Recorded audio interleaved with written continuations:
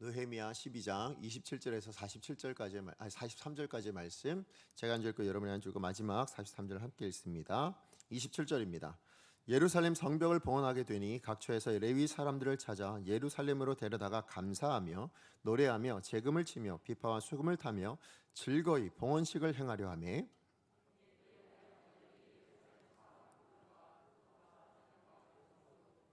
또 백길갈과 게바와 아스마옅과 들에서 모여 들었으니 이 노래하는 자들은 자기들을 위하여 예루살렘 사방의 마을들을 이루었습니다.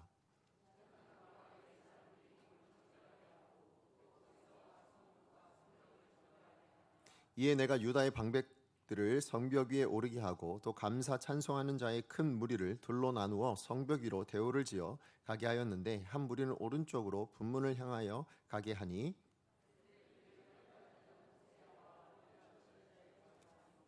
또 아사랴와 에스라와 무슬람과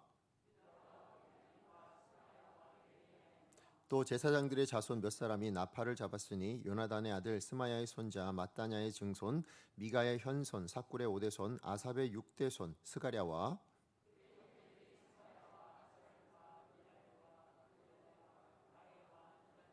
유다와 하나니라. 다 하나님의 사람 다윗의 악기를 잡았고 학사 에스라가 앞서서 샘문으로 전진하여 성벽으로 올라가는 곳에 이르러 다윗성의 층계로 올라가서 다윗의 궁 윗길에서 동쪽으로 향하여 수문에 이르렀고, 감사 찬송하는 다른 무리는 왼쪽으로 행진하는데 내가 백성의 절반과 더불어 그 뒤를 따라 성벽 위로 가서 화덕 망대 윗길로 성벽 넓은 곳에 이르고 에브라임 문 위로 옛문과 어문과 하나넬 망대와 한메아 망대를 지나 양문에 이르러 감옥문에 멈춤에, 이에 감사 찬송하는 두 무리가 하나님의 전에 섰고 또 나와 민장의 절반도 함께 하였고 제사장 엘리야김과 마아세야와 미냐민과 미가야와 엘료에네와 스가랴와 하나냐는 다 나팔을 잡았고, 또 마아세야와 스마야와 엘라살과 우시와 요하난과 말기야와 엘람과 에셀이 함께 있으며 노래하는 자는 크게 찬송하였는데 그 감독은 예스라히야더라. 함께 읽습니다.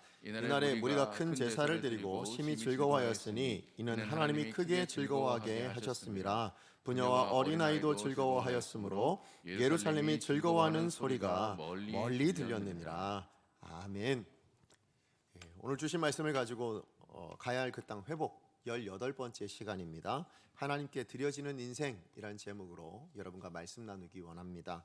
오늘 본문 말씀은 느헤미야와 이스라엘 백성들이 지금 52일 만에 적어냈던 그 예루살렘 성벽을 이제 하나님께 올려드리는 봉헌식을 하고 있는 장면이 바로 오늘 우리가 읽었던 본문의 내용입니다.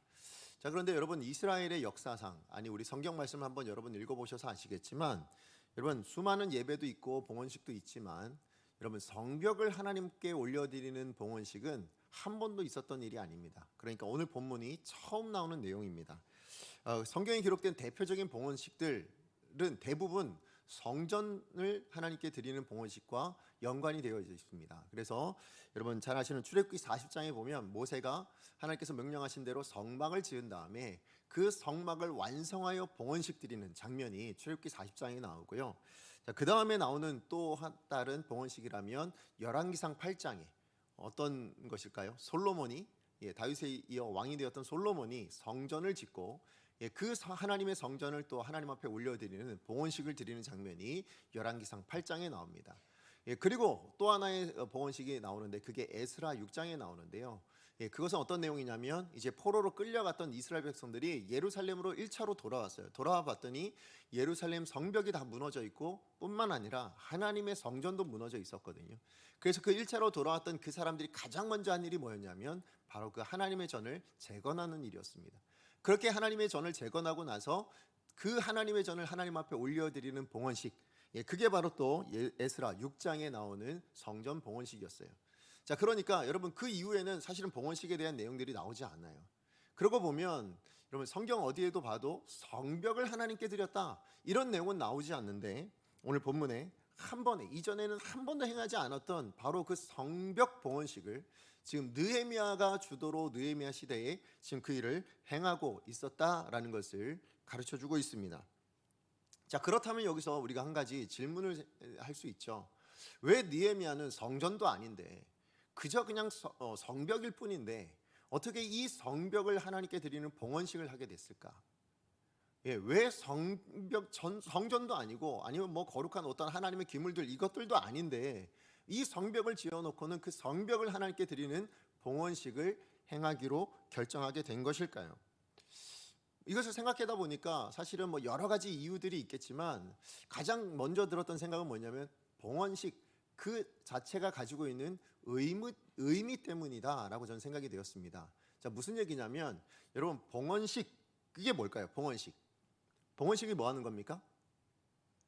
예, 하나님께 드리는 식이잖아요. 그죠? 하나님께 드리는 예배. 예, 그걸 바로 봉헌식이라고 이야기를 합니다.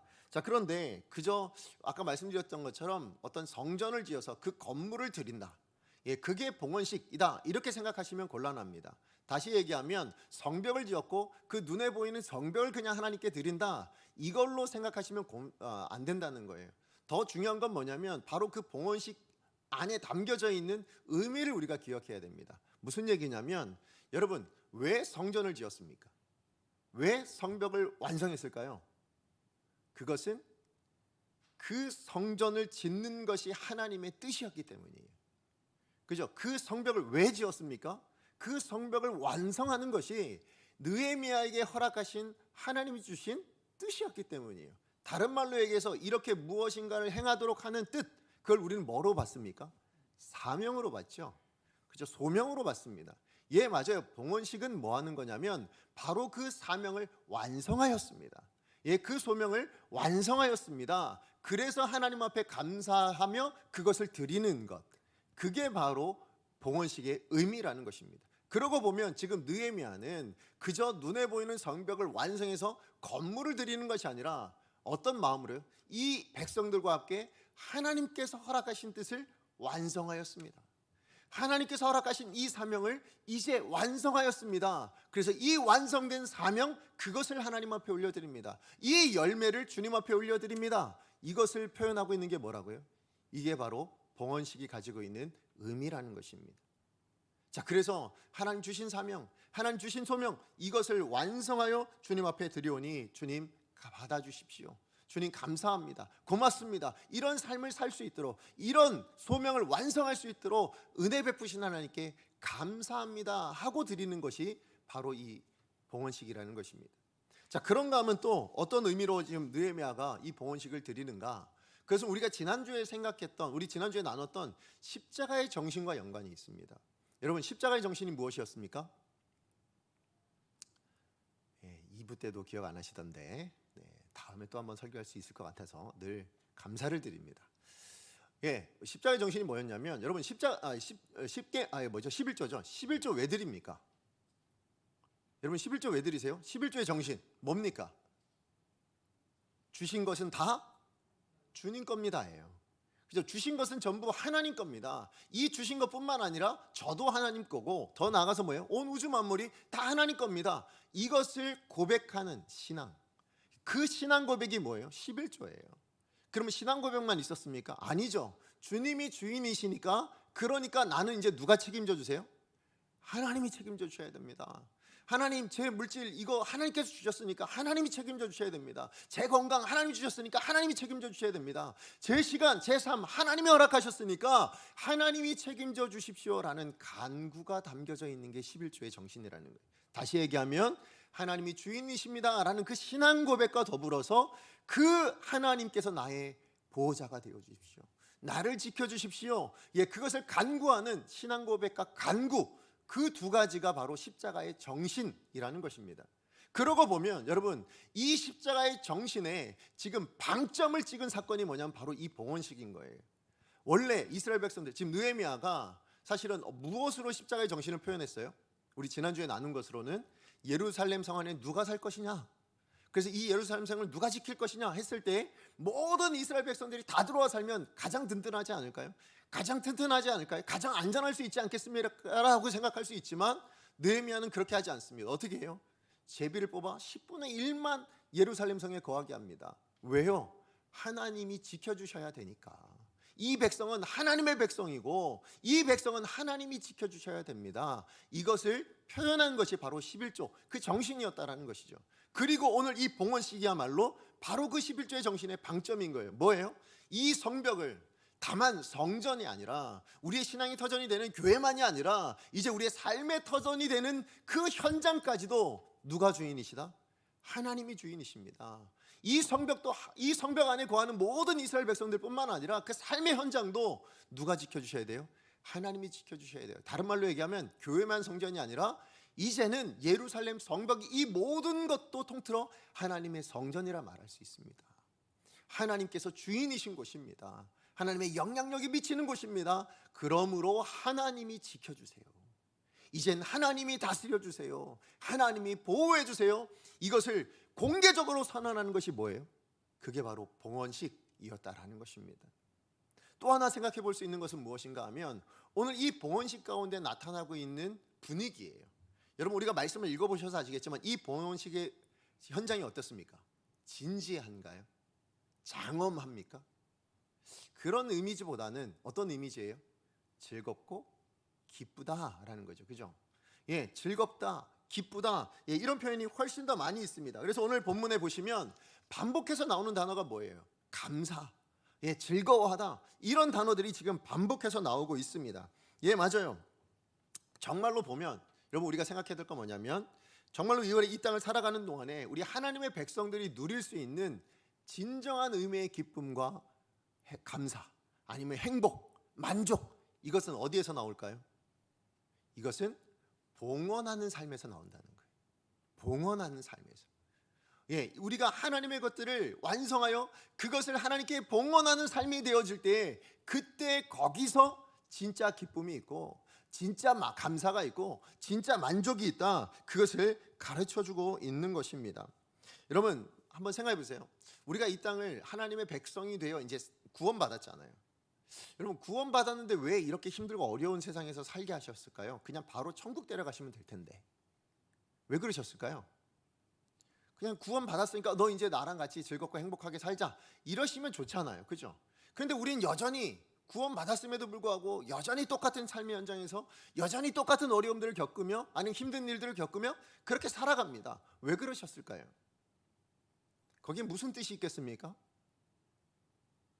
예, 우리를 향한 하나님의 계획하심, 다른 말로 얘기하면 우리에게 사명이 있기 때문인 거예요. 예, 우리가 서 있는 그 삶의 현장마다 우리를 구원하신 이후에 그 다음에 하나님의 백성으로 살아가는 우리에게 사명을 주셔서 그것을 성취하라고 그것을 이루어내고 그것을 완성되어졌을 때 뭐예요? 하나님께서 우리를 부르실 거예요. 어디로요? 하나님 곁으로. 예, 그러니까 우리에게는 사명이 있기 때문에 그래서 우리가 이 땅을 살아가고 있는 것입니다.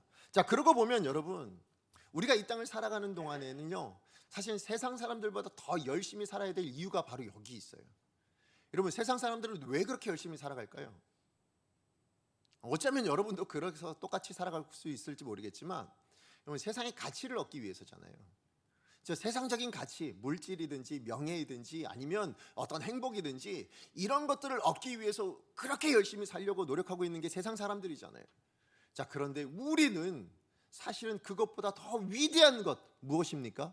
세상이 주는 것이 아니라 하나님이 주신 사명을 이루기 위해서 이 땅을 살아가는 존재라면 예, 하나님이 허락하신 그 사명을 완성하기 위해서 우리가 이 땅에 살아가야 될 사람들이라면 어찌 우리가 세상 사람들보다 더 온전하지 않게 아니면 세상 사람보다 더 그렇게 뭐라 할까요? 좀 부지런하지 않게 이렇게 살 수 있겠냐고요. 게으르게 살아갈 수 있겠습니까? 그럴 수 없어요. 우린 더 열심히 살아야 될 책임이 있어요. 왜요? 하나님의 사명을 이루어야 될 사람이기 때문에. 예, 그래서 우린 더 열심히 살아가야 됩니다. 자, 그렇게 우리가 사명을 완수하고 예, 그렇게 해서 우리가 그 사명 완수한 것을 하나님 앞에 봉헌할 때에 하나님 앞에 올려드릴 때에 그때 어떤 은혜가 임한다고요? 그때 임하는 것이 감사예요. 기쁨인 것입니다. 그래서 여러분 정말로 이 기쁨은 정말 세상 사람들이 느끼지 못하는 오직 하나님만이 주시는 그 은혜이고 그 기쁨, 감사 그런 것인 줄로 믿습니다. 그래서 저는 이런 기쁨이 임하면요 사실은 우리 모두가 함께 누릴 수 있는 그런 기쁨이 돼요. 그러니까 정말 하나님 주신 기쁨은요 그 개인만 그것을 완성해낸 그 사람만 기뻐하지 않아요. 우리 모두가 다 기뻐하는 그런 기쁨이 됩니다. 정말 하나님이 주신 기쁨은 그런 기쁨이에요. 자, 그것을 어떻게 할 수 있는가? 우리 43절 말씀 같이 한번 읽어봅니다. 오늘 본문 43절입니다. 시작. 이날에 우리가 큰 제사를 드리고 심히 즐거워하였으니 이는 하나님이 크게 즐거워하게 하셨습니다. 부녀와 어린아이도 즐거워하였으므로 예루살렘이 즐거워하는 소리가 멀리 들렸느니라. 아멘. 자, 여기 보면 지금 온 이스라엘 백성들이 정말 즐거워하고 기뻐했는데 어느 정도로 기뻐했냐면 예루살렘에서 멀리 떨어져 있는 누구예요? 대적들이 들을 수 있을 만큼, 그 주변에 있는 모든 이방 민족들이 들을 수 있을 만큼 예루살렘 안에 큰 기쁨의 소식들이, 큰 기쁜 소식들이, 아니 그런 소리들이 들려졌다. 정말 즐거워하는 소리가 들려졌다. 그렇게 이야기하고 있습니다. 자, 그렇다면 여러분, 누가 주신 걸까요? 이 예루살렘 안에 있는 온 이스라엘 백성들이 지금 누리고 있는 이 즐거움은 누가 주신 겁니까? 하나님이 주신 거예요. 어떻게 할 수 있는가? 지금 저 노랗게 되어 있는 말씀 한번 보세요. 이는 하나님이 크게 즐거워하게 하셨다고 얘기하고 있어요. 그죠? 하나님이 즐거워할 수 있도록 주신 그 즐거움이었다 얘기하고 있어요. 자, 그렇다면 이 즐거움을 주시는데 하나님은 하늘에서 막 슬퍼하고 계셨을까요? 아니죠. 하나님이 너무 기쁘신 거예요. 지금 이 소명을 이루며 이 사명을 이루어낸 것을 보고 하나님 너무 기쁘셔서 그 기쁨을 주체할 수가 없어서 뭐예요? 내가 너희들과 함께 나누고 싶다. 내가 너희들과 함께 이 기쁨을 공유하고 싶고 이 즐거움을 나누고 싶다 해서 주신 거예요. 그래서 온 이스라엘 백성들이 함께 즐거워하는 그런 은혜가 임하게 되었노라, 그렇게 이해하고 있습니다. 자, 그러고 보면 여기서 여러분, 부녀와 어린아이, 온 이스라엘 백성들이 다 즐거워해요. 여러분, 다시 한번 말씀드립니다. 하나님 주신 사명을 이루게 되면요, 그것이 어떤 한 개인이 이룬 사명이라 할지라도 그것이 나누어졌을 때, 그것이 하나님 앞에 드려졌을 때는요, 온 이스라엘 백성들, 다시 얘기하면 하나님의 백성들이 함께 누리는 기쁨이 됩니다. 예를 들어서 어느 선교사님이 선교지에 나가서 한 영혼을 살리셨어요. 그리고 그 살린 그 과정을 우리 가운데 와서 간증하며 이것이 하나님의 일이었습니다. 하나님 기뻐하신 일입니다. 그러면 여러분 어떻게 반응하시겠어요? 왜 하나님 그런 일을 행하셨습니까? 이렇게 하면 울고 슬퍼하며 막 낙심하시겠습니까? 아니요, 그럴 사람 아무도 없어요. 다 같이 하나님께서 그런 일을 행하셨군요. 하나님께서 그런 위대한 일을 행하셨군요. 하나님께서 그렇게 한 영혼을 기뻐하시며 즐거워하시며 그렇게 그 영혼을 돌이키셨군요. 감사합니다. 고맙습니다. 하며 즐거워하는 일이 바로 그런 일들이라는 것입니다. 다시 얘기하면 한 사람에게 허락하신 사명이라 할지라도 그것이 하나님 주신 사명이요, 그것을 하나님께 올려드린 사명이 되어진다면 모두가 기뻐할 수 있는 즐거움이 임하게 되어진다. 왜요? 하나님이 주시기 때문에. 그래서 우리가 다 이런 은혜가 임하게 된다는 거예요. 그런 의미에서 보자면 여러분, 오늘 땅에 살아가는 우리 모든 하나님의 사람들, 특별히 우리 강성교회 모든 성도님들도요, 바로 이런 즐거움과 이런 기쁨이 넘치는 복된 삶이셨으면 좋겠습니다. 자, 그러려면 뭐가 필요해요? 봉헌하는 삶이 되셔야 돼요. 하나님께 드려지는 인생이 되셔야 됩니다. 하나님이 받으시는 인생, 받으시는 삶이 있어야 된다는 거예요. 그러기 위해서는 뭐가 필요해요? 우리의 사명을 이루어내서 그것을 하나님 앞에 올려드리는 그런 크고 작은 봉헌식이 우리의 삶 안에 매일매일 나타나야 될 줄로 믿습니다. 그런 삶이 매일매일 살아내야, 그래야 우리가 하나님 앞에 기쁨이 되는 복된 인생으로 살아갈 수 있게 되는 것입니다. 자, 그렇기 때문에 여러분, 정말 우리가 이 삶을 살고 또 살다가 결국 우리가 이 봉헌식은 언제 끝날까요? 마지막 봉헌식을 할 때가 있을 거예요. 그게 뭘까요? 하나님 앞에 섰을 때. 그죠? 그 하나님 앞에 섰을 때, 하나님, 제 삶에 이런 사명들을 감당하다가 하나님의 사람 된 제가 이제 주님 앞에 나와 나를 하나님 앞에 올려드립니다. 그리고 그것을 하나님 기뻐 받으시면 잘했다, 충성되다 하며 우리를 받아주시고 그 즐거움과 기쁨을 천국에서 함께 누리는 인생 되도록 하는 것, 그것이야말로 진짜 행복한 인생 아니겠습니까? 그죠? 그것이야말로 진짜 아름다운 인생이라고 말할 수 있지 않겠습니까? 그러므로 우리가 이 땅을 사는 동안에 그 마지막에 그 봉헌식을 정말 아름답게 만들기 위해서라도 오늘 이 땅 안에서도 우리는 여전히 봉헌하는 삶을 살아야 돼요.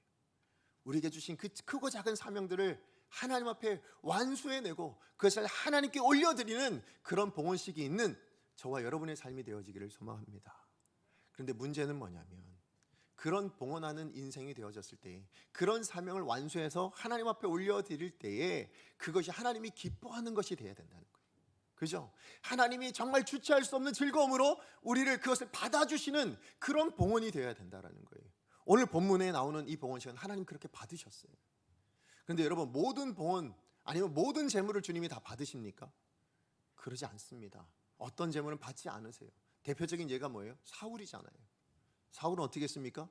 하나님 앞에 제사를 드렸어요. 하나님 원하시는 제사였습니다. 하나님 분명히 명령하신 제사였어요. 그러나 자기 뜻대로 제사를 드리다가 하나님이 받으지 않으시는 제사가 되고 말았습니다. 맞아요. 우리의 봉헌도 마찬가지예요. 우리도 사명도 마찬가지예요. 분명히 사명은 하나님 주신 것이고 하나님의 뜻대로 주어지는 것이지만, 그러나 그 사명이 하나님이 받으시는 사명되어야 되지 않겠냐는 거예요. 그죠? 하나님이 정말 기쁘게 받아주시는 그런 봉헌이 되어야 돼요. 그게 바로 우리가 삶을 살아갈 때 봉헌하는 인생이 기억해야 될 중요한 것이라고 저는 생각합니다. 그런 의미에서 보면 오늘 본문을 통해서 우리는 두 가지를 통해서 하나님이 받으시는 인생이 되려면 뭘 기억해야 되나?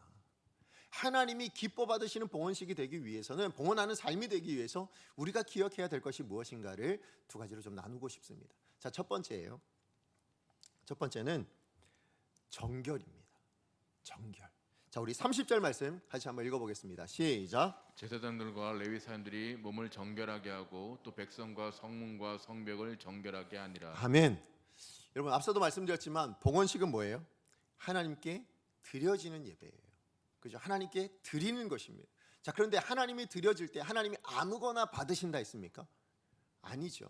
아무거나 받지 않아요. 여러분, 구약 성경의 말씀에서도 보시면 아시겠지만 거룩하고 흠이 없는 제물을 하나님께서는 받으시겠다 말씀하셨어요. 근데 문제가 있어요. 여러분, 이 땅에 거룩하고 흠이 없는 제물이 있을까요, 없을까요?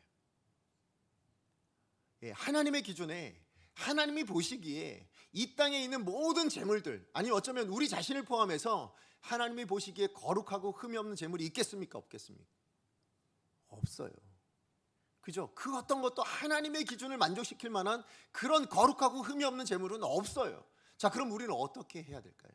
우리는 어떻게 제물을 드리고 우리는 어떻게 예배할 수 있겠습니까? 그래서 하나님이 허락하신 게 뭐예요? 그게 정결 예식이에요. 그죠? 정결 예식. 그래서 여러분, 제사장들 보통 정결 예식 어떻게 합니까? 우리 구약시대에 보면 의복을 빨고 몸을 씻어서, 예, 그렇게 해서 정결하게 준비를 합니다. 뿐만 아니라 여러분, 그렇게 해서도 안 되는 어떤 죄악을 지은 사람은 어떻게 정결하게 합니까? 어떤 물건들을 정결하게 할 때 어떻게 합니까? 희생 제물에 피를 뿌려서, 그죠? 그렇게 해서 정결하게 만들어요. 정결하게 되어집니다. 그러면 정말로 그 제물이 흠이 없어서 그래서 정결하게 되어진 겁니까? 흠이 없어진 겁니까? 아니에요. 그럼 어떻게 그 제물이 흠이 없는 거룩한 것이 되었습니까? 하나님의 뜻대로 했기 때문이에요. 그죠? 하나님의 말씀대로 행했기 때문에 그것을 정결하게 받아주시는 거예요. 그것을 흠이 없다고 받아주신다는 거예요. 다시 이야기하면 여러분, 정결한 것은 무엇인가? 하나님의 뜻대로, 하나님의 말씀대로 하나님이 보시기에 정결한 것이 진짜 정결한 것이다. 여러분, 이것을 믿으시기 바랍니다. 그런 의미에서 보자면 여러분, 우리가 가지고 있는 이 사명도 마찬가지예요. 여러분, 사명은 하나님이 기뻐하시는 뜻 맞습니까? 그죠? 하나님이 기뻐하시는 뜻이에요. 오늘 우리에게 허락하신 삶 안에서 이루기를 원하시는 하나님이 기뻐하시는 뜻입니다. 그런데 그 뜻을 이루어낼 때에 하나님이 기뻐하지 않는 방법으로 그저 이 사명만 만들어서 완성해서 하나님 앞에 드리면 된다 하고, 하나님 기뻐하지 않는 방법으로 세상적인 어떤 가치관을 가지고 완성하여 하나님 앞에 드린다면 하나님 그거 받으실까요? 받지 않으신다는 거예요. 받을 수 없어요. 그리고 그 사명을 이루어내야 될 나 자신이 하나님 앞에서 정결하지 않다면 그 사명을 이룬들 하나님 받으실까요? 받을 수 없다라는 것입니다. 그렇기 때문에 우리가 반드시 먼저 기억해야 될 것이 뭐예요? 정결함이에요. 하나님께 드려지는 인생 되기를 원하신다면, 하나님께 봉헌하는 삶이 되어지기를 원하신다면, 그것을 통해서 하나님 주신 기쁨을 누리는 인생 되기를 원하신다면 우리는 반드시 기억해야 됩니다. 선결 조건이 있어요. 가장 먼저 우선해야 될 조건이 있어요. 그게 바로 정결함이라는 것입니다. 그런 의미에서 여러분 잘 아시는 여호수아에게도 하나님께서 사명을 주셨어요. 어떤 사명 주셨습니까? 온 이스라엘 백성들과 더불어 약속의 땅 가나안 땅에 들어가서 그 땅을 정복하고 거기에 정착하는 것. 예, 그게 여호수아에게 허락하신 사명이었잖아요. 자, 그 사명을 가지고 이제 여호수아가 드디어 그 사명을 실행하기로 결단을 하고 요단강을 건너가려고 합니다. 자, 그런데 그 요단강을 건너가기에 앞서서 지금 여호수아가 이스라엘 백성들에게 뭐라고 말했는가? 자, 그게 여호수아 3장 5절 말씀이거든요. 우리 같이 한번 읽어봅니다. 시작. 여호수아가 또 백성에게 이르되 너희는 자신을 정결하게 하라. 여호와께서 내일 너희 가운데 기이한 일들을 행하시리라. 아멘. 뭘 얘기했다고요? 너희는 자신을 성결하게 하라. 이것이 이스라엘 백성들의 행한 가장 첫 번째 말이었어요. 사실 여러분이 정복 전쟁을 하러 나간다면, 여러분이 지도자라면 백성들에게 뭘 말할까요?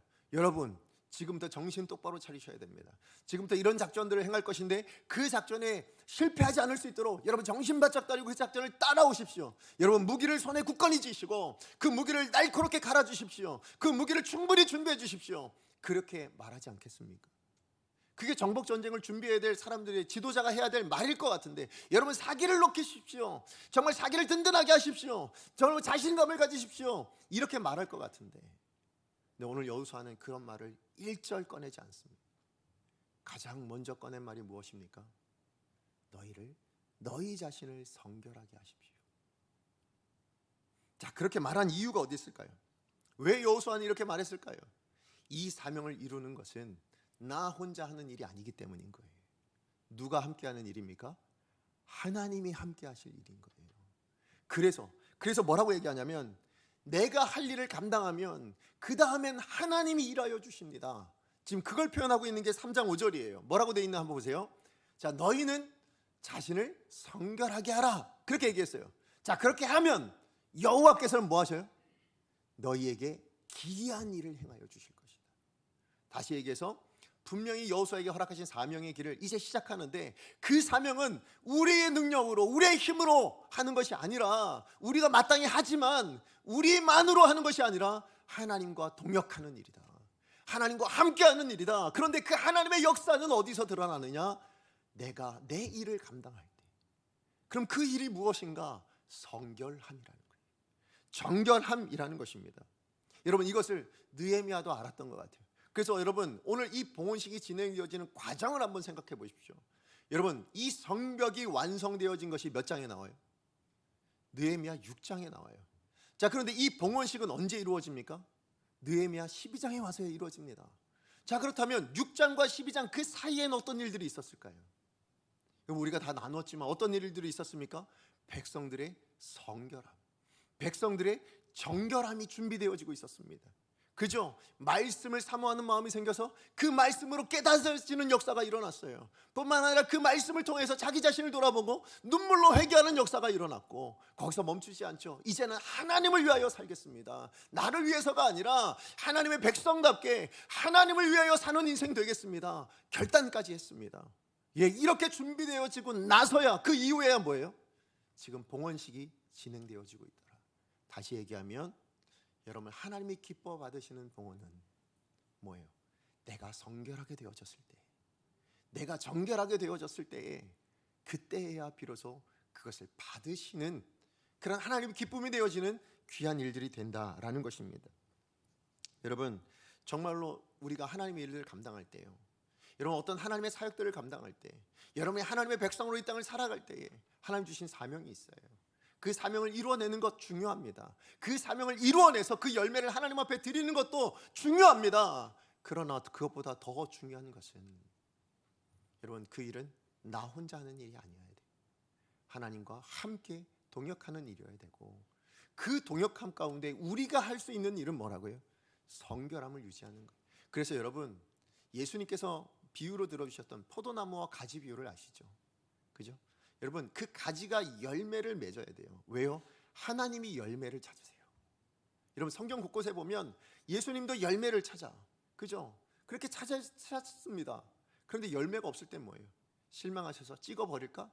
그렇게 생각하신다는 거예요. 맞아요. 하나님은 우리에게 열매를 찾으십니다. 우리의 사명을 허락하셨고, 그 사명의 열매를 하나님 지금도 우리 가운데 찾고 계십니다. 그런데 그 열매는 어떻게 맺어지는가?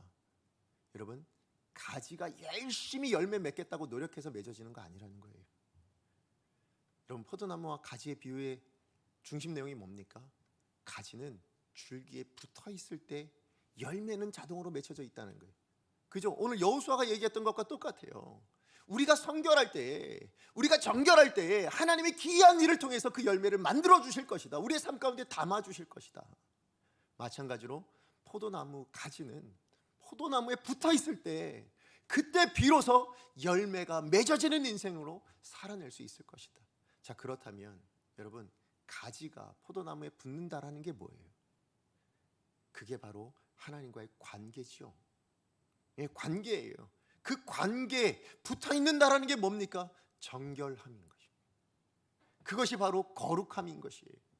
그러므로 여러분, 하나님이 기뻐하시는 열매를 드리고 싶다면 여러분, 그 열매는 세상적인 방식이 아니었으면 좋겠어요. 그 열매는 여러분이 뜻하는 방식대로 되어지는 것이 아니었으면 좋겠습니다. 그 열매는 하나님이 맺게 하시는 방법으로 맺어지는 그런 열매를 드릴 수 있었으면 좋겠어요. 그런 열매가 담긴 인생 되기를 원하신다면, 여러분 인생에 기이한 하나님의 일을 담으시기를 원하신다면 가장 먼저 해야 될 일이 뭐라고요? 너희를 정결하게 하는 것입니다. 그것이 첫 번째임을 기억하시기 바랍니다. 자, 그런가 하면 두 번째예요. 정말 하나님 기뻐하시는 봉헌, 그런 하나님께 드려지는 인생 되기를 원하신다면 우리가 기억해야 될 두 번째는 삶으로 증명하는 승리를 쟁취하셔야 돼요. 삶으로 증명하는 승리입니다. 자, 이게 무슨 얘기인가 하면, 여러분 오늘 본문을 보면 성벽 봉헌식을 지금 하고 있잖아요. 자, 그런데 이 봉헌식에 좀 특이한 부분이 있어요. 자, 뭐냐면 지금 이 성벽 봉헌식이 진행되어지고 있는데 어디로 모이게 하죠? 성전으로 모이게 하잖아요. 그죠? 왜냐하면 하나님께 드려지는 예배니까 성전에서 예배 드려야 되잖아요. 그래서 이스라엘 백성들을 다 성전으로 모이게 합니다. 근데 어떻게 모이게 하냐면 그냥 자기들의 삶에 있는 자리에서 자, 성전으로 모이십시오, 오늘 우리 예배 드리는 것처럼 그렇게 해서 온 것이 아니에요. 여러분 보시면 지금 이스라엘 백성들이 먼저 모여요. 먼저 모인 다음에 어떻게 합니까? 두 패로 나누어서, 두 무리로 나누어서 한 무리는 오른쪽으로, 한 무리는 왼쪽으로 보내는데 어디로 보냈냐면 성벽 위로 보냈어요. 성벽 위로 걸어서 성전으로 내려올 수 있도록 그렇게 보내고 있습니다. 왜 그랬을까요? 왜 그랬을까요? 자, 그게 바로 오늘 31절이에요. 우리 31절 말씀 같이 한번 읽어봅니다. 시작. 이에 내가 유다의 방백들을 성벽 위에 오르게 하고 또 감사 찬송하는 자의 큰 무리를 둘로 나누어 성벽 위로 대오를 지어 가게 하였는데 한 무리는 오른쪽으로 분문을 향하게 가게 하니. 네, 자, 한 무리가 그렇게 오른쪽으로 갔다고 하죠. 자, 이제 38절입니다.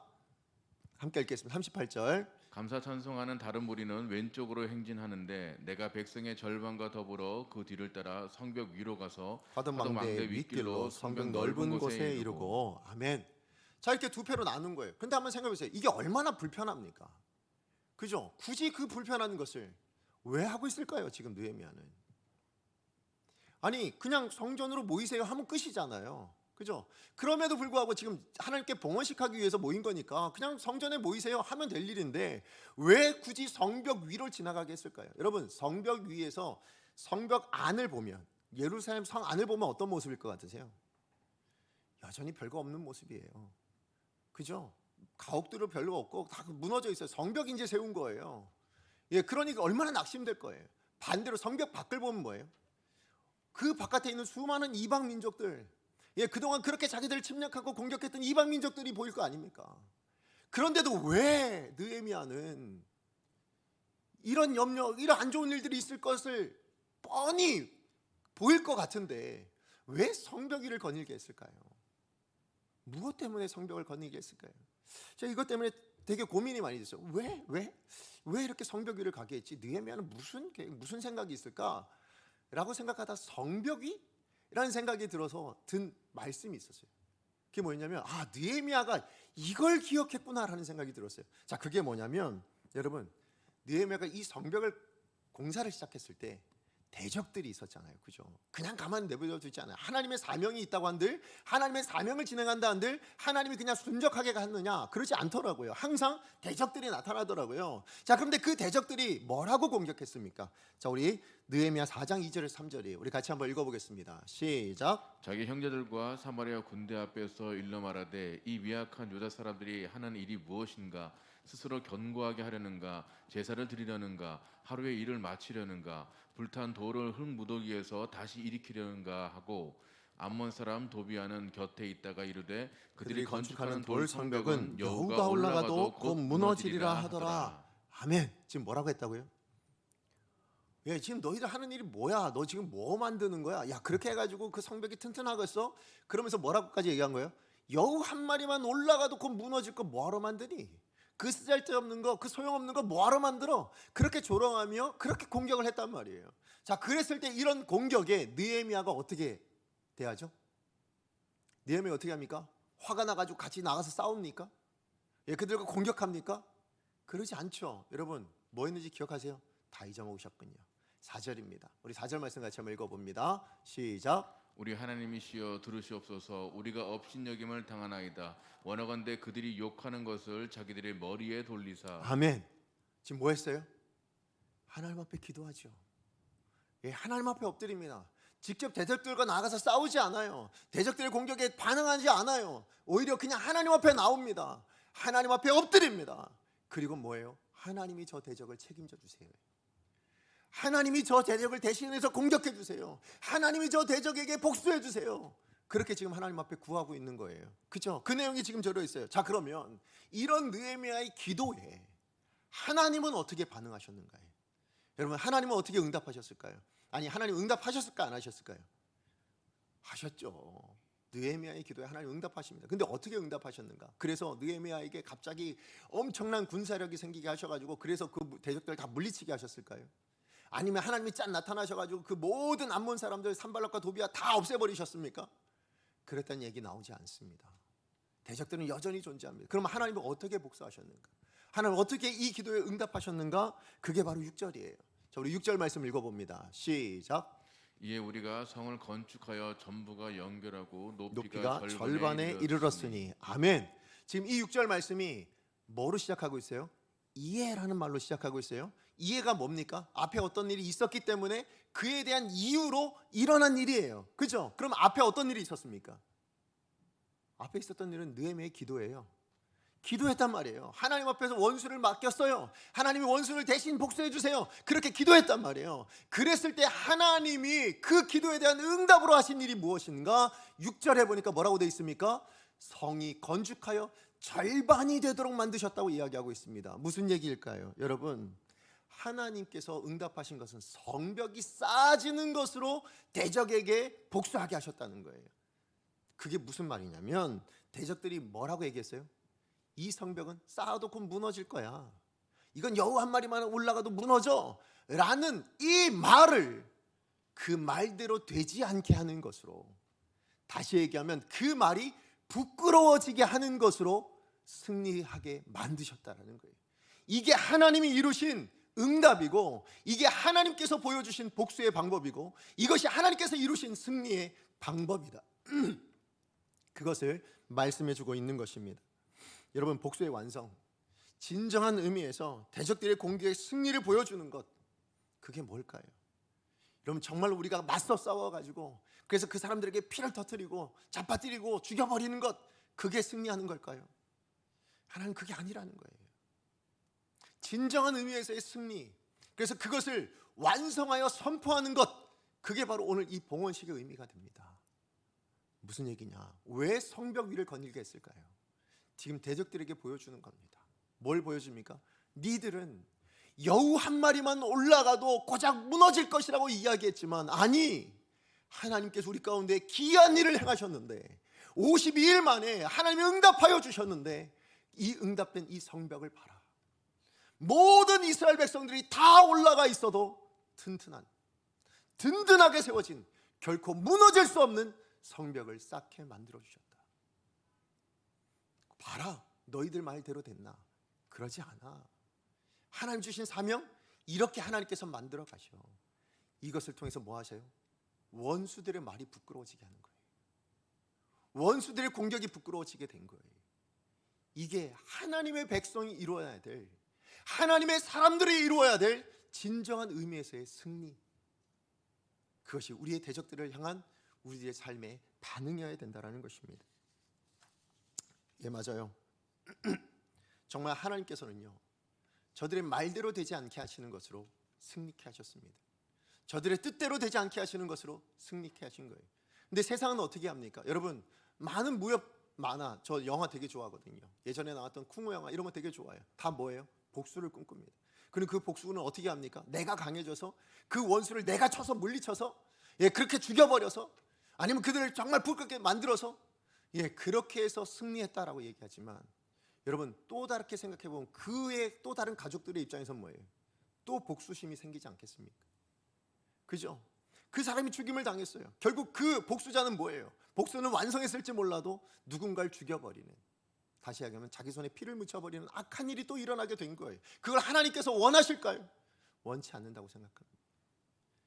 여러분, 악을 악으로 갚는 것은 진정한 의미에서의 승리가 아니에요. 여러분, 하나님이 기뻐하시는 방법으로 우리의 승리를 만들어야죠. 그게 하나님의 사람이 만들어야 될 승리인 줄로 믿습니다. 그것을 어떻게 하나님 만들어 가시는가? 저 원수가 부끄럽도록 하도록. 다르게 얘기하면 저 원수가 안 되는 것이 아니라 내가 잘 되는 것으로 하나님 만들어 가신다는 거예요. 내게 주신 그 소명을, 그 사명을 완성하는 것을 통해서 하나님 우리가 승리한 사람이라는 것을 보여주기를 원하신다. 그게 하나님의 방법이라는 것입니다. 그런 의미에서 여러분, 언젠가 제가 한번 말씀드렸던 것 같은데, 여러분을 대적하는 어떤 대적들이 여러분에게 공격을 하고 여러분에게 어떤 상처 주는 말을 했을 때요, 여러분 준다고 다 받지 말라고 제가 말씀드린 적이 있어요. 그죠? 준다고 다 받지 마세요. 그거 받으면 그때부터 누구 거예요? 내 거가 돼요. 내가 책임져야 돼요. 받지 않으면 그 사람 건데 받으면 내 거가 됩니다. 그리고 내가 책임져야 돼요. 이거를 우리 지난주인가요? 우리 김성훈 목사님이 설교 가운데 잠깐 얘기하신 게 있어요. 뭐냐면, 여러분 이스라엘 백성들이 그 12정탐꾼을 통해서 가나안 땅을 정탐하잖아요. 자, 그렇게 해서 정탐을 했는데 10명의 정탐꾼이 뭐라고 얘기합니까? 우리 저 땅 들어갔다면 죽는다. 그렇게 보고했더니, 그래서 이스라엘 백성들 전부가 어떻게 돼요? 그 말을 듣고 다 낙심하죠. 왜? 2명의 정탐꾼의 말을 선택한 것이 아니라 그 10명의 정탐꾼의 말을 듣고는 그것을 자기에게 받아들여서 어떻게 돼요? 다 낙심하고 절망하여 그렇게 되어버렸어요. 그래서 나타난 결과가 뭡니까? 그들 모두가 가나안 땅에 들어가지 못해요. 모두가 다 들어가지 못합니다. 그리고 누구만 들어가요? 갈렙과 여호수아만 들어가죠. 여러분, 이 이스라엘 백성들의 입장에서 얼마나 억울하겠습니까? 누구 때문이에요? 저 10명의 정탐꾼이 잘못 얘기해가지고, 저 10명의 정탐꾼들 때문에 우리가 낙심한 건데, 그래서 우리가 좌절한 건데 왜 우리는 못 들어가야 됩니까? 저 10명이 못 들어가는 거라면 내가 모르겠지만, 저 10명이 죽어버리는 것이라면 모르겠지만 왜 우리가 못 들어가야 됩니까? 이런 마음, 이런 항변을 할 수 있잖아요. 그런데도 여러분, 결과적으로는 뭐예요? 그들이 다 못 들어갔어요. 왜요? 그들이 받아들인 것, 그것은 자기 책임이기 때문에. 그러면 오늘 여러분에게도 마찬가지예요. 여러분, 우리가 하나님의 사명들을 감당할 때 끊임없는 공격들이 있어요. 여러분, 그 공격들 여러분은 어떻게 대처하시겠습니까? 여러분, 힘을 만들어가지고 그 대적을 죽여버리면 그러면 하나님 기뻐하실까요? 그들을 패배하게 만들어버리면, 그들을 좌절하게 만들어버리면 그럼 하나님 기뻐하시겠습니까? 그럼 여러분 손에 피가 묻는데요, 여러분도 악한 일을 행하시는 건데요, 그건 하나님이 기뻐하시는 방법이 아니라요. 하나님 정말 기뻐하시는 방법이란 뭐예요? 묵묵히 하나님의 그 일을 감당해내는 겁니다. 그 일을 완성해내는 겁니다. 그것을 통해서 대적들의 말이 틀렸다는 것을 삶으로 증명하여 보여주는 것입니다. 그래서 승리하게 하는 것, 그것을 만들어내, 그것을 하나님 앞에 올려드리니 하나님이 기뻐하셨다는 거예요. 하나님 그 기쁨이 너무 크셔서 그 기쁨을 모든 이스라엘 백성들과 나누셨다고 이야기하고 있습니다. 그게 우리들의 삶의 모습이어야 될 줄로 믿습니다. 그래서 여러분, 베드로전서 3장 16절 말씀에도 그래서 같은 고백이 나와요. 자, 함께 읽어봅니다. 시작. 선한 양심을 가지라. 이는 그리스도 안에 있는 너희의 선행을 욕하는 자들로 그 비방하는 일에 부끄러움을 당하게 하려 함이라. 아멘. 분명히 우리가 선을 행하지만 그거에 대해서 대적하는 사람들이 있다고요. 여러분, 그 대적하는 자들을 어떻게 합니까? 뭘 해야 됩니까? 뭘 하라 말씀하십니까? 선한 양심을 가지고 살아라, 그렇게 말씀하세요. 그래서 뭐 하라고요? 그 비방하는 일에 부끄러움 당할 수 있도록, 그 사람들이 멸망당하고 그 사람들이 잘못되는 것으로 되어지는 게 아니에요. 내가 잘 되는 것으로 그들이 부끄러워지게 하는 것, 내가 선한 양심을 가져서 살아가는 것으로, 그것을 붙들어내는 것으로, 그래서 우리가 승리하는 것. 그래서 똑같은 말씀이 디도서 2장 8절에도 있어요. 우리 같이 한번 읽어보겠습니다. 시작. 책망할 것이 없는 바른 말을 하게 하라. 이는 대적하는 자로 하여금 부끄러워 우리를 악하다 할 것이 없게 하려 함이라. 예, 대적들의 입술로 뭐라고 얘기한다고요? 저 사람들에게는 악한 게 없었네. 무엇 할 때요? 그들과 맞서 싸워 저들을 굴복시켰을 때가 아니라 뭐 했을 때요? 우리가 바른 말을 붙들고 있을 때, 하나님 기뻐하시는 삶을 붙들고 있을 때, 하나님 주신 사명에 집중하고 있을 때, 그때 이런 일들이 일어날 수 있다는 거예요. 오늘 저와 여러분, 우리가 이 땅 가운데서 하나님의 사람됨을 무엇으로 드러내겠습니까? 세상과 똑같은 방식으로 이겨서, 세상과 똑같은 방식으로 우리가 승리해서, 내가 저들보다 낫다라는 것을 보여줘서? 아니요. 우리가 보여줘야 될 승리는 삶으로 증명하는 승리여야 합니다. 뭘 증명하셔야 됩니까? 내 삶은 하나님의 뜻대로 걸어가고 있어. 내 삶은 선한 양심을 붙들어 살아내고 있어. 내 삶은 오직 하나님이 바르다고 이야기하는 그것을 붙들며 살아가고 있어. 이것을 보여주는 것으로 승리하는 인생이어야 진정하게 하나님이 받으시는 사명의 봉헌, 그것이 이루어지는 복된 삶이 될 줄로 믿습니다. 말씀의 결론을 맺습니다. 하나님을 크게 즐거워하게 만들 수 있는, 그리고 그 즐거움을 우리와 함께 나눌 수 있도록 만들어주는 삶, 하나님 기대하시는 삶인 줄로 믿습니다. 그리고 그 기대는 우리가 하나님 앞에 드려지는 삶을 살 때, 하나님께 봉헌이 되어지는 그런 인생. 뭘로요? 하나님 우리 가운데 맡기신 사명들. 그게 크면 클수록, 여러분, 부모는 부모의 사명이 있고, 자녀는 자녀의 사명이 있고, 우리 교회 공동체에서는 저마다의 사명들이 있잖아요. 여러분 가정에서도, 아니 여러분 직장에서도 마찬가지 아닙니까? 그곳에서 하나님이 이루시라고 주신 사명이 있어요. 그것을 이루어내서 그것을 하나님 앞에 올려드릴 때 하나님 기뻐하시는 인생, 여러분에게도 기쁨을 나누는 인생이 되게 만드실 줄로 믿습니다. 그럴 때 여러분 기억하셔야 될 거, 하나님이 받으시도록 드리세요. 사명이랄지라도 그것이 하나님께 받으심직한 그런 사명으로 봉헌되어졌으면 좋겠습니다. 그러기 위해서 두 가지 기억하셔야 돼요. 여러분, 정결하십시오. 하나님 줄기에 붙어있는 싸움을 싸우십시오. 그럴 때 하나님이 기이한 일을 행하셔서 여러분 인생의 열매를 담아주실 줄로 믿습니다. 그리고 여러분 그 과정 가운데는 대적들이 공격합니다. 그래서 다윗도 뭐라고 고백합니까? 원수의 목전 앞에서 상을 베풀어 주신 하나님을 고백합니다. 원수가 없는 게 아니에요. 원수는 있습니다. 그런데 그 앞에서 그가 부끄러울 수 있는 삶을 사는 것, 그게 뭡니까? 그를 무찔러 이기는 것이 아니라, 그와 싸워 죽이는 것이 아니라, 내게 주신 그 사명을 붙들고 끝까지 살아내 그것을 하나님 앞에 올려드리는 인생이 되었을 때에, 그것을 통해 대적들이 부끄러움을 느끼게 되었을 때에 진정한 승리가 있다라고 말씀해 주십니다.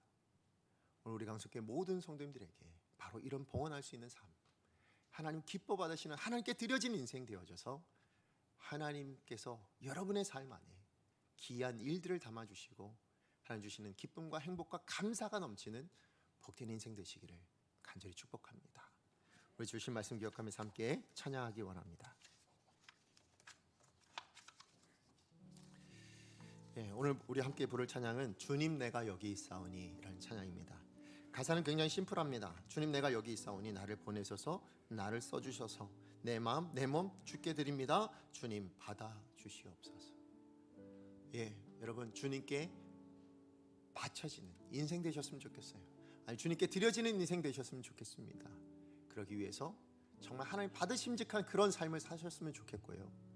그렇게 여러분이 사셨을 때 여러분의 입술에 나오는 찬양의 고백이 뭘까요? 저는 여기 나오는 할렐루야, 하나님을 찬송합니다, 하나님을 높여드립니다. 이 고백을 하나님께서 여러분 삶 안에 만들어 주실 줄로 믿습니다. 우리 그러한 삶을 결단하면서 함께 찬양합니다. 주님 내가 여기 있사오니, 주님 내가 여기 있사오니 나를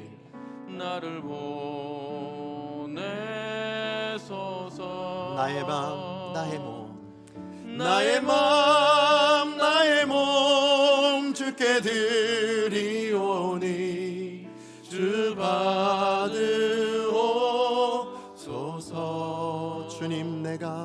주님 내가 여기 있사오니 나를 써주십시오.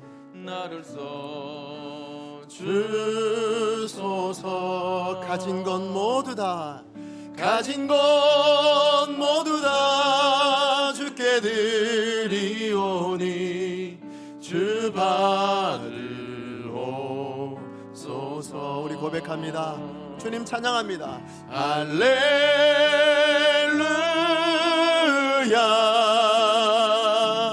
할렐루야 할렐루야 할렐루야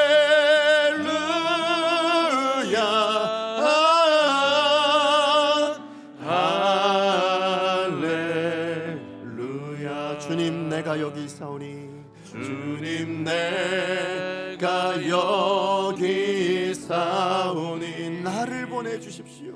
나를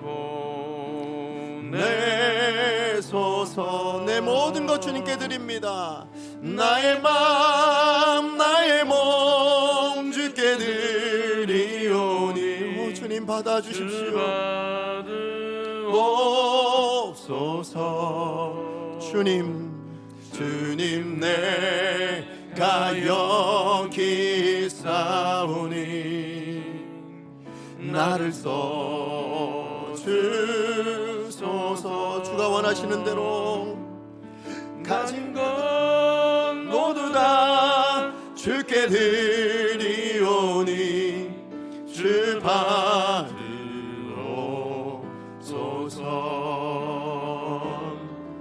할렐루야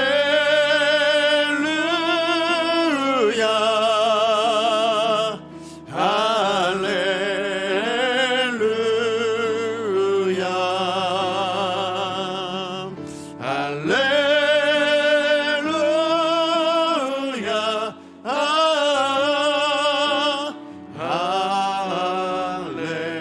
할렐루야. 나를 받으시옵소서. 나를 받으옵소서. 주님 저를 주님 앞에 올려드립니다. 나를 받으옵소서.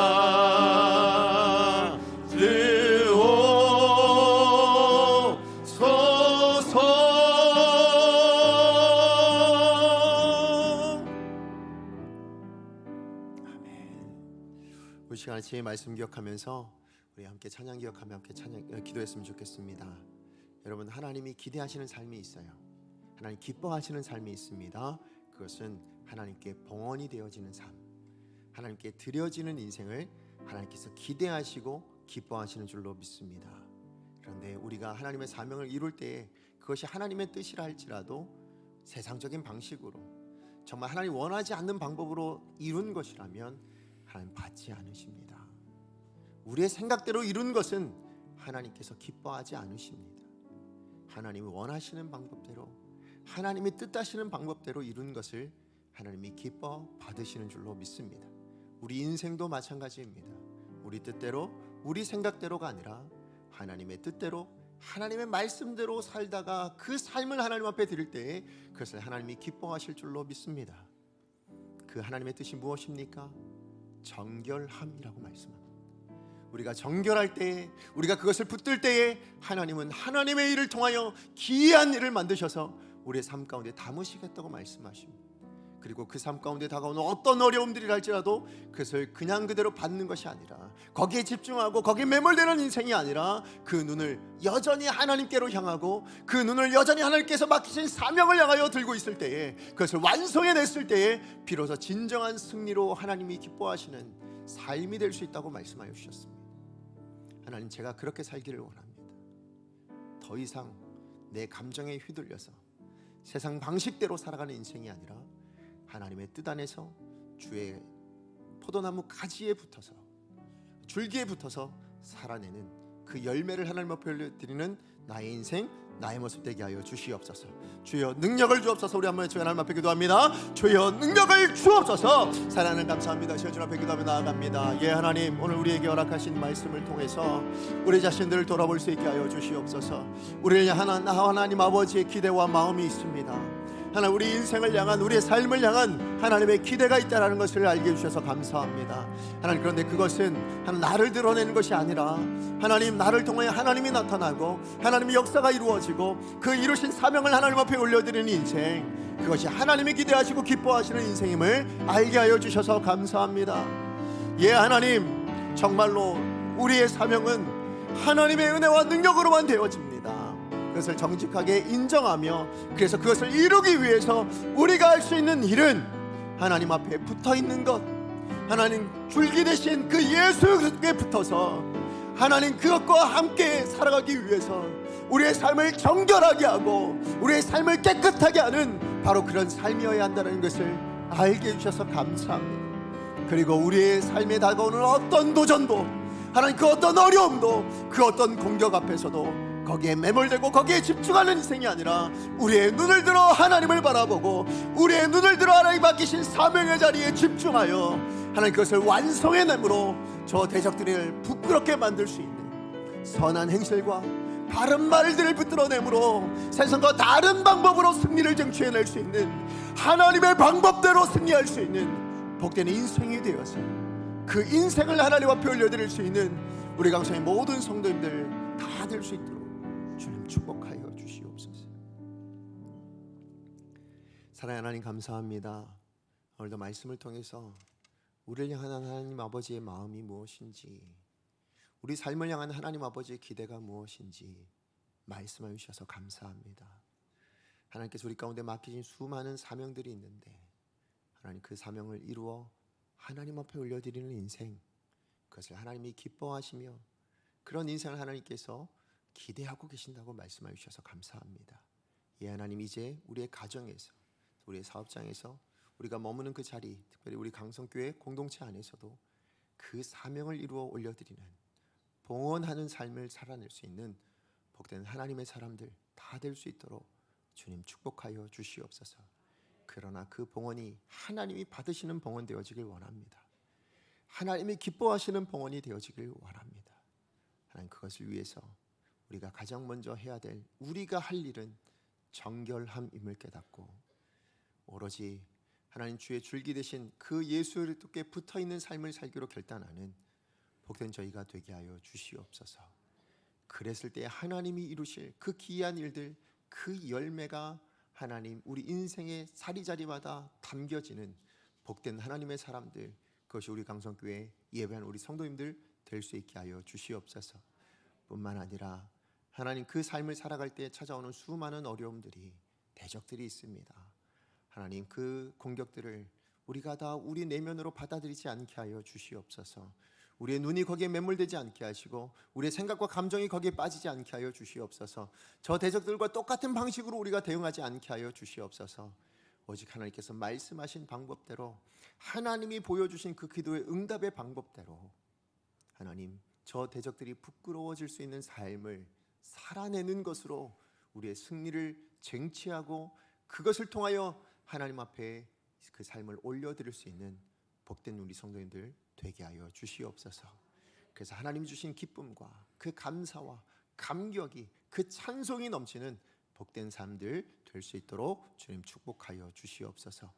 예수님의 이름으로 기도합니다. 아멘. 이제는 우리 주 예수 그리스도의 은혜와 하나님 아버지의 다음이 없는 사랑하심과 성령 하나님의 교통하심과 충만하신 역사하심이 오늘 주신 말씀을 기억하며 하나님 기대하시는 인생, 하나님께 드림이 되는 인생을 살기로 결단하되, 특별히 하나님께서 원하셨던 우리가 감당해야 될 정결함을 붙들어 예수 그리스도라는 줄기에 붙어있는 가지 되기로 결단하고, 더 나아가 우리에게 수많은 공격들과 대적들이 있을 때 그 대적들과 똑같은 모습이 아니라 하나님이 보여주신 그 모습대로 우리에게 주어진 사명을 완수해내므로 그 열매로 승리를 쟁취하기로 결단하는 우리 강성교회 모든 성도님들 머리 위에, 가정 위에, 사업장 위에, 그리고 우리 자녀들과 그들의 진로와 비전 위에, 그리고 지금도 열방을 향해 복음을 들고 나아가는 모든 교회와 선교사님들 머리 위에, 그리고 전쟁의 어려움 때문에 고통당하는 수많은 백성들 위에 이제부터 영원까지 함께 있을지어다. 아멘.